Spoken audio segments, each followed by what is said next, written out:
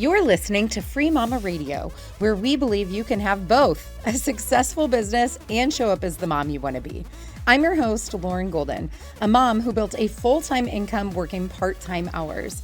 Now, I help other moms like you learn how to work from home on your own terms, take control of your schedule, and make more money so you can live a totally awesome, guilt-free life. I am on a mission to make sure that no mother has to choose between family and financial stability. So if you've been wondering, can I really have it all? This podcast will give you the answers. Welcome back to another episode of Free Mama Radio. I'm so excited to be here with my friend Stacy. She has made a name for herself as an expert in growing small businesses. Put it this way, Stacy started her own business at the age of 18. I interviewed someone else recently that was like a teenage entrepreneur success story, so beautiful, in her parents' backyard, and turned that company into a multi-million-dollar business that she still runs today. That is called the Academy of Performing Arts and has 2 locations in her home state of Wisconsin. But in addition to being a small business growth coach, Stacy is a best-selling author and founder of the Foot Traffic Formula. We're going to dive into that today, helping small businesses around the world get more customers in the door, more profit in their pocket, who doesn't want that, and more happiness in their home. Stacy, welcome to Free Mama Radio. Thanks for having me, Lauren. I'm so excited to be here. I am super pumped. So I want to tell everybody how we met because, and we'll get your version of this. My version of how we met is that I got to speak virtually because of COVID at an event through ClickFunnels, through their 2CCX coaching program. And then I believe you sent me a message. I don't remember where. And I was like, I had a little fangirl moment where I'm like, I know this person's name. Do you ever do that where you're like, I actually recognize this person? I'm like, I know this person's name. I've seen her ads. So immediately in my brain, I'm like, she must be a really big deal. Why is she emailing me? Like, I was super like, I had to like check myself. I had a fangirl moment. So that's how I first remember meeting you. And now through that same coaching program, we actually get to be in the same group. So we get to how funny that life works out that way. It's so fun. No, and yes, that's pretty much what happened. I was watching you, fell in love with, I when you started talking like time management, productivity, that's my jam. It has to be if you want to raise kids and build a business at the same time.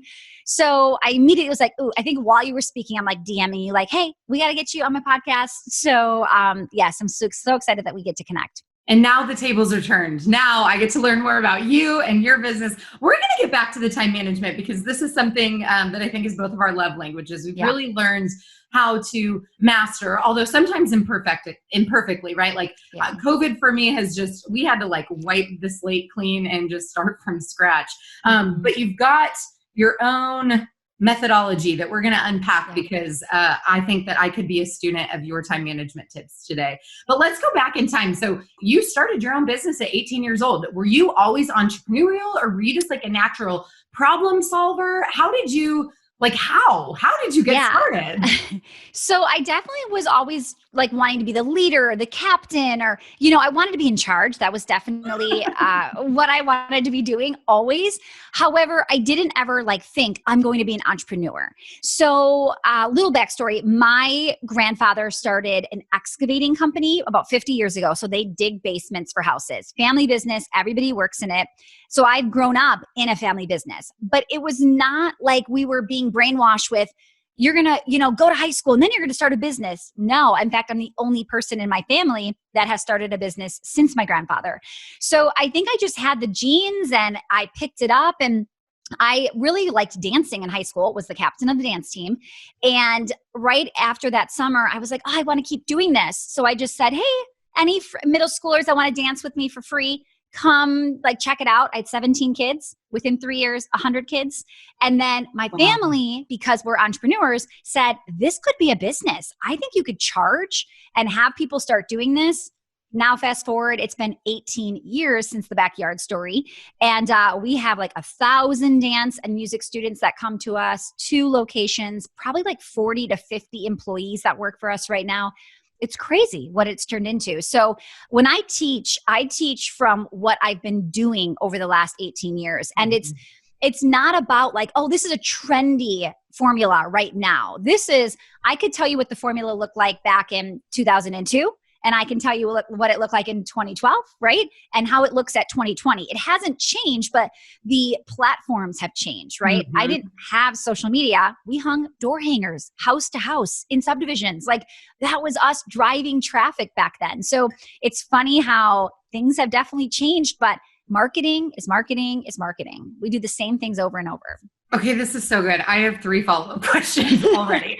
So number 1, did you go on to higher education? Did you get a college degree? So because I was not planning to start a business, that was normal in my family. You went to school. So yes, I enrolled at the University of Wisconsin-Milwaukee.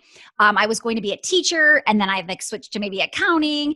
And then I realized oh no, I want to do this. And I tried to quit my junior year, and my dad was like, oh no, like you have been going for 3 years, you are finishing this. So I said, I'm like asking around, like, what's the easiest degree I can get? And somebody said business and marketing. So what's funny is I went there.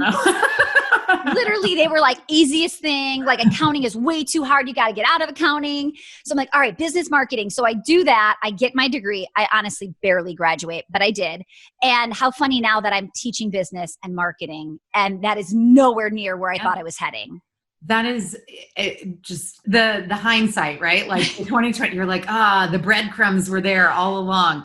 Okay, I got 2 follow-up questions to your story about how you got started. So the first thing I'd love to hear about is, how did you make this online transition? Because I know you from the internet. Yeah. And I meet with you on the internet now, but you run 2 brick and mortar businesses. And now you obviously have your virtual. So what did that look like? When did you go, okay, it's time for me to step back from the performing arts in the day to day. And now I actually want to like teach other people the lessons I've learned to be successful there. Totally. So I would say, probably a decade plus ago, I would go to, in-person conferences, and this was before Zoom and all of that. And I was hearing people say, you've got to build a team, you've got to delegate. If you really want to have freedom and flexibility, you're not going to do it as just one woman, So I decided, okay, I want to start bringing people on one at a time.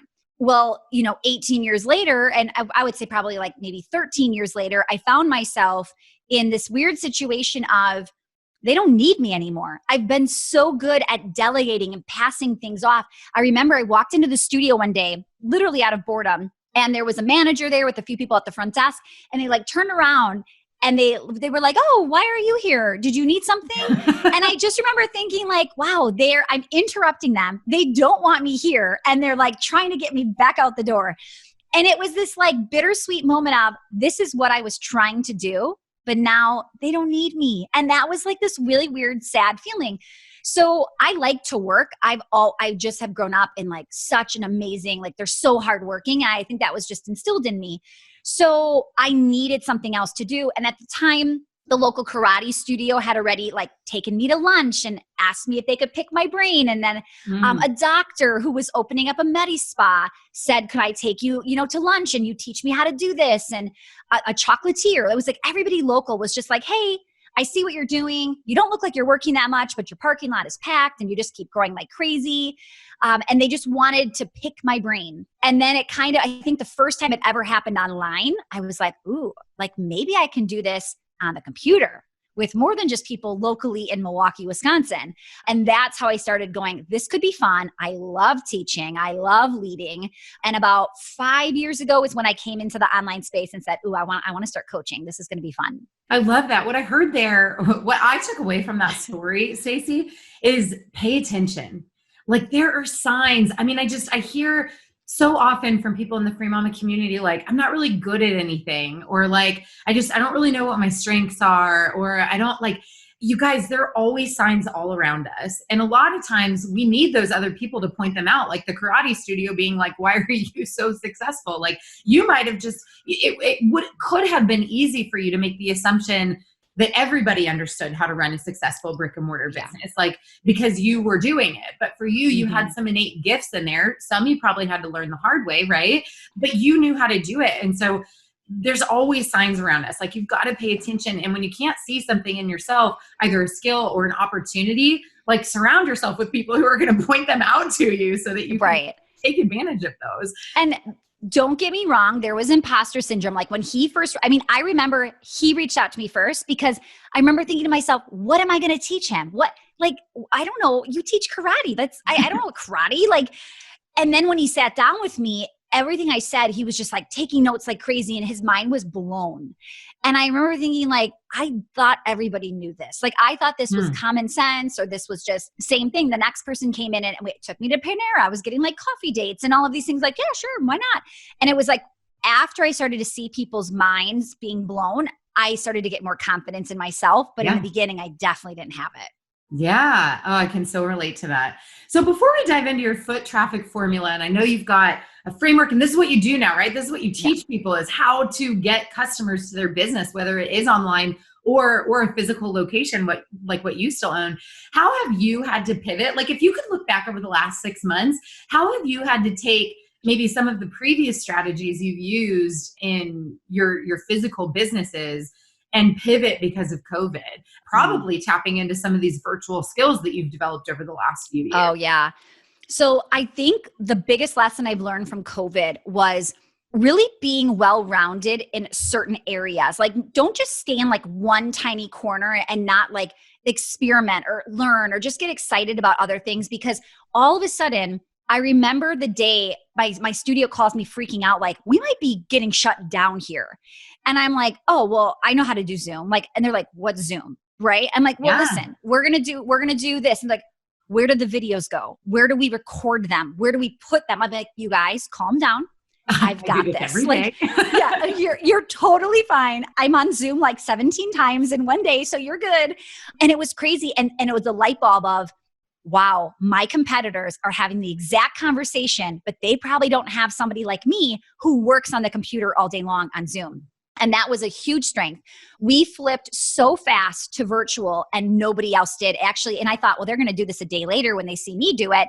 No, because what happened? Their mindset, they probably were like, I don't know how to do this. This is too hard. I don't understand it.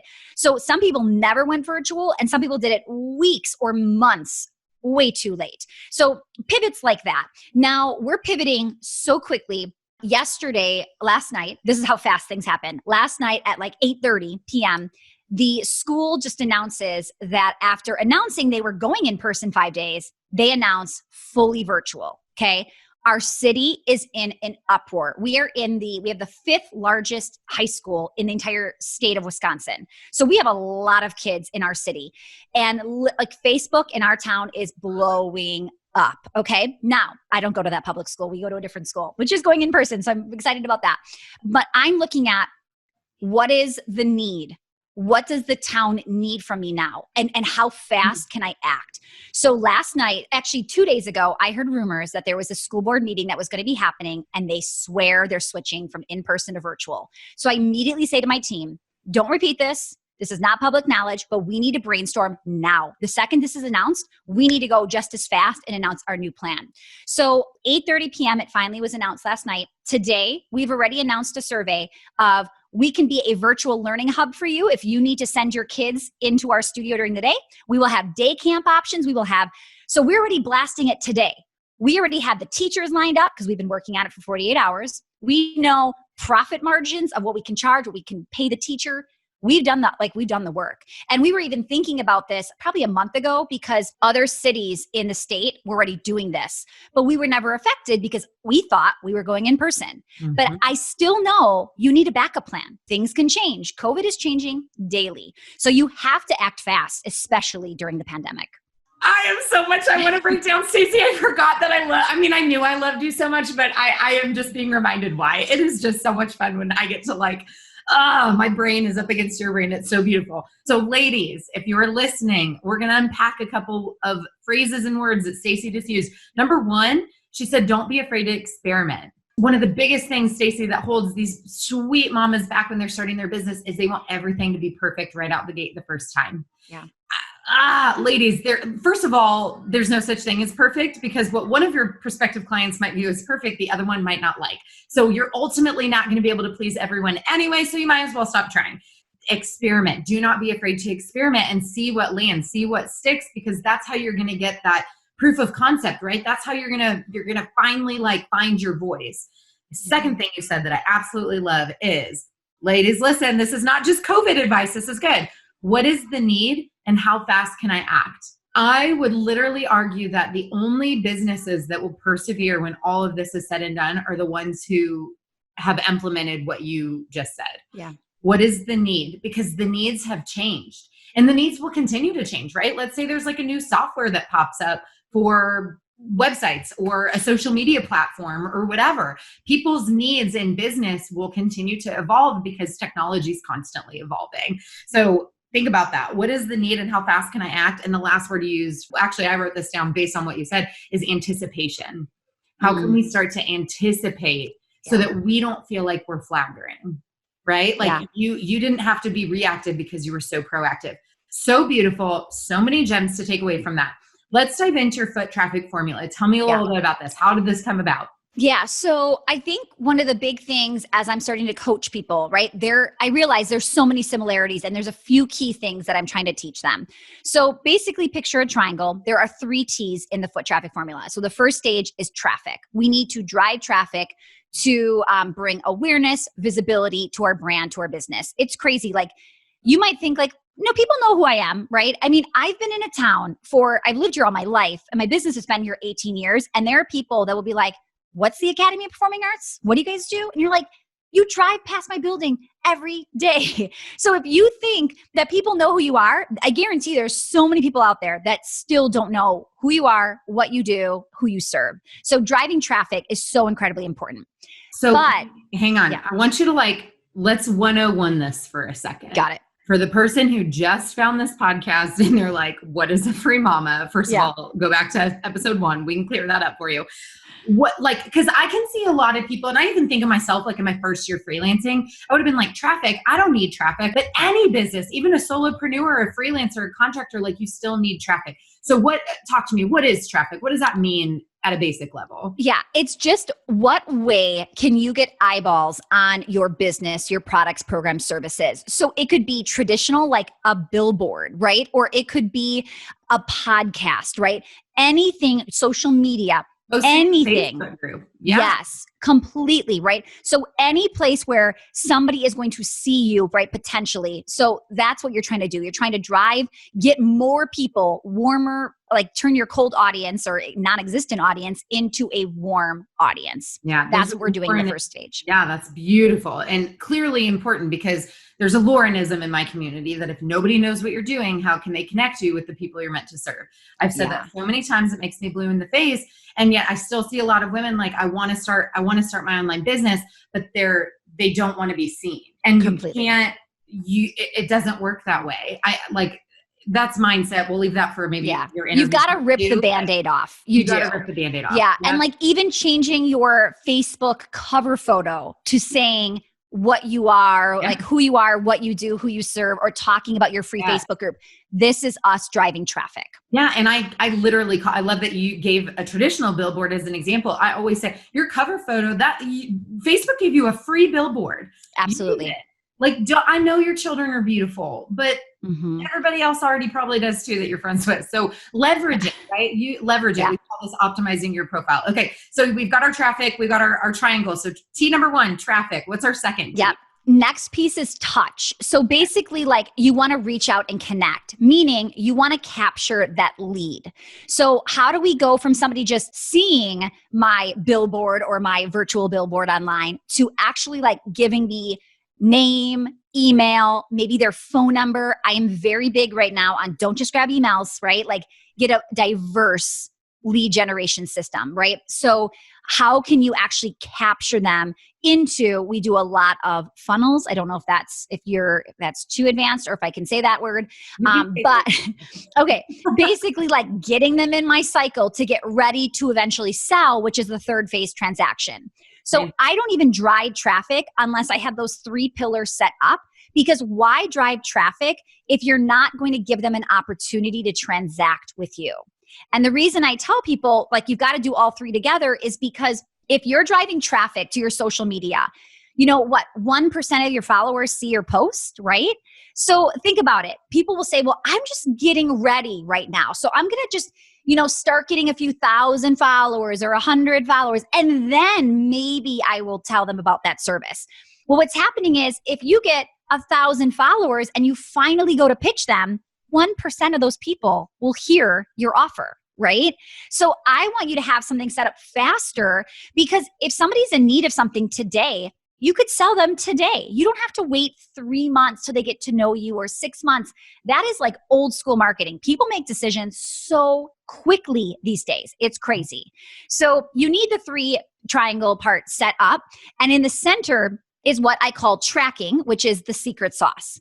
So you track each one of the pieces of the triangle. So if you aren't measuring your output, right, and what you're doing, you won't even know if you're getting a return on your investment. So I want to track the traffic I'm sending, right? I want to know, like, is my Facebook cover photo doing anything? Or is my Facebook group getting me a return? Or am I wasting my time, right?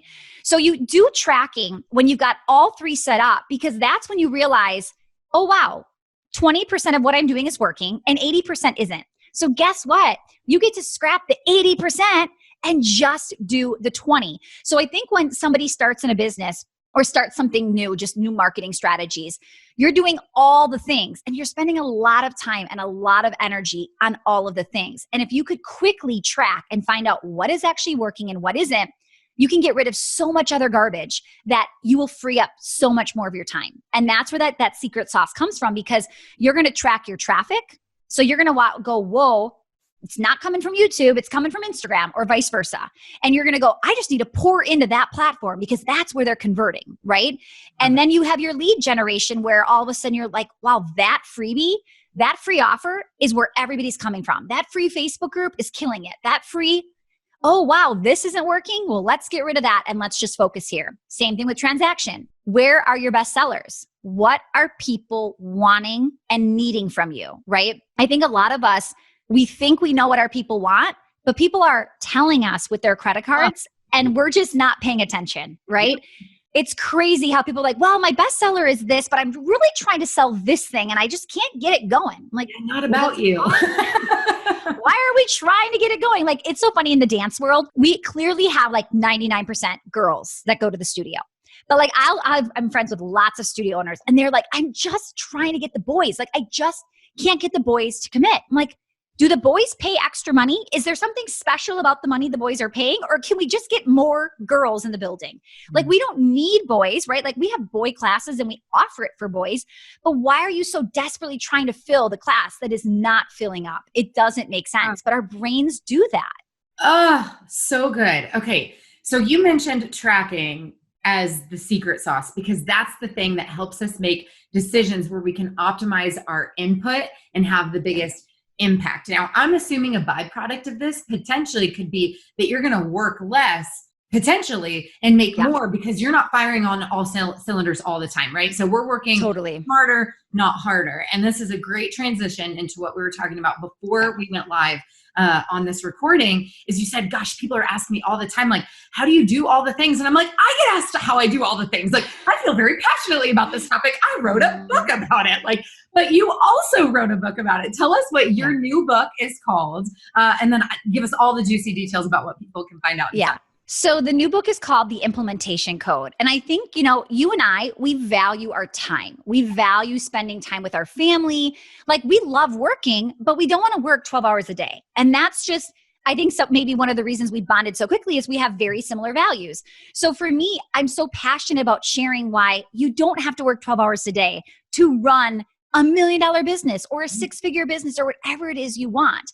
So one thing I'll say too about marketing, it's like throwing spaghetti at the wall to see what sticks, right?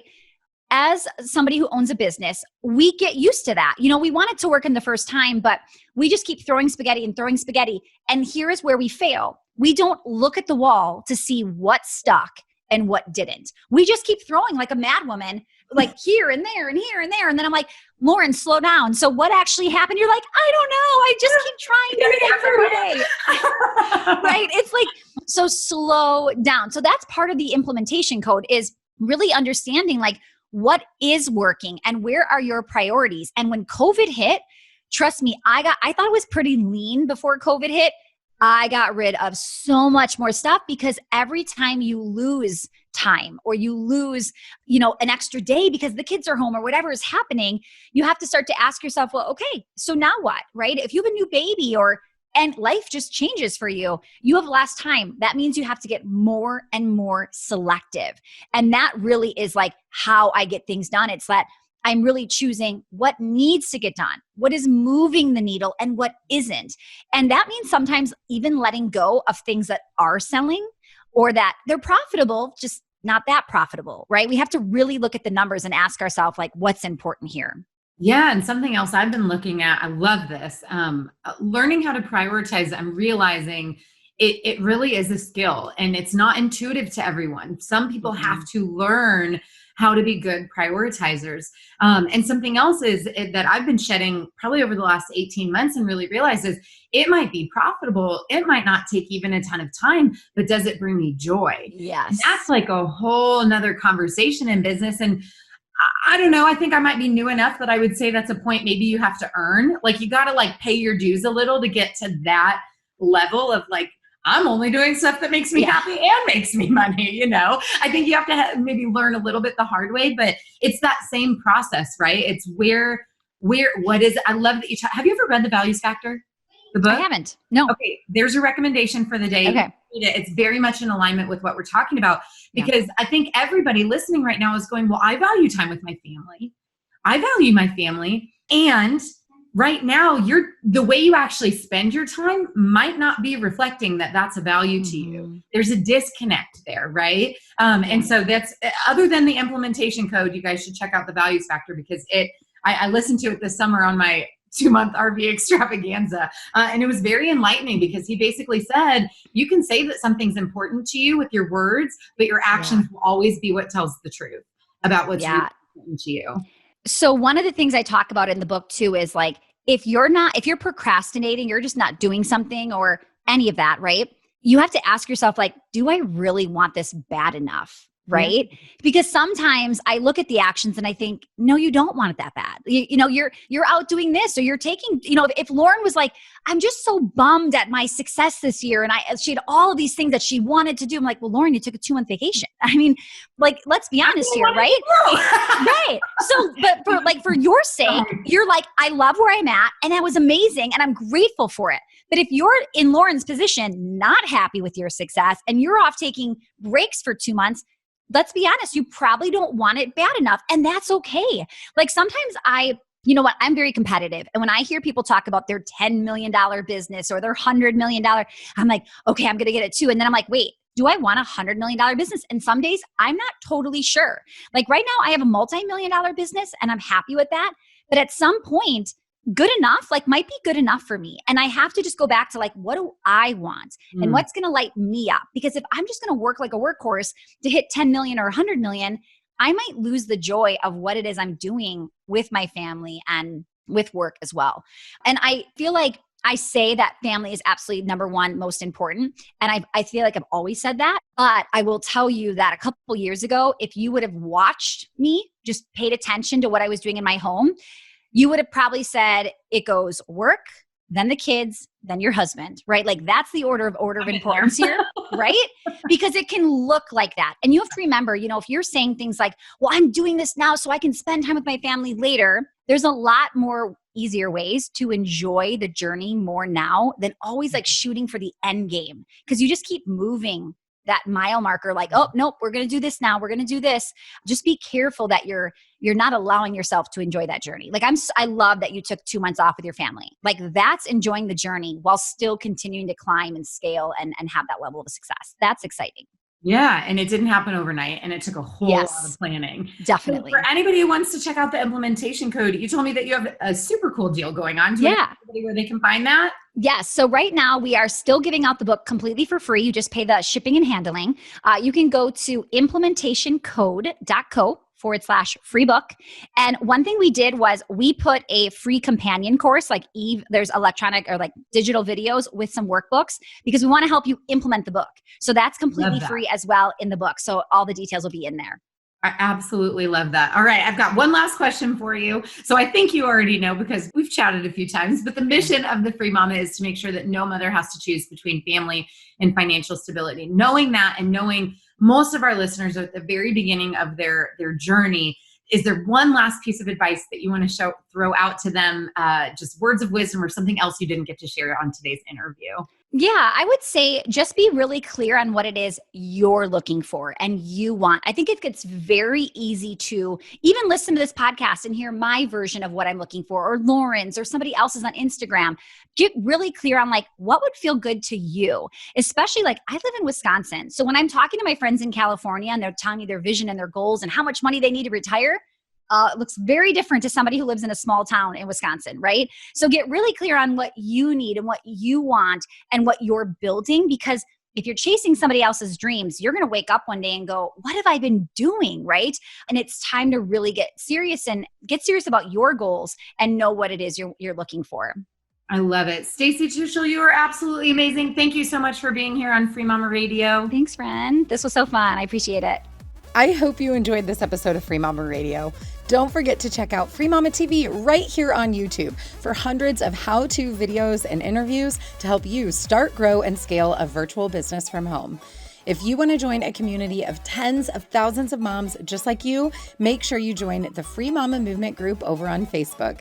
And lastly, if you want to learn more about how we can do this together, work to achieve your goals, and make you our next success story, check out my free training at thefreemamamovement.com. I'll see you next time.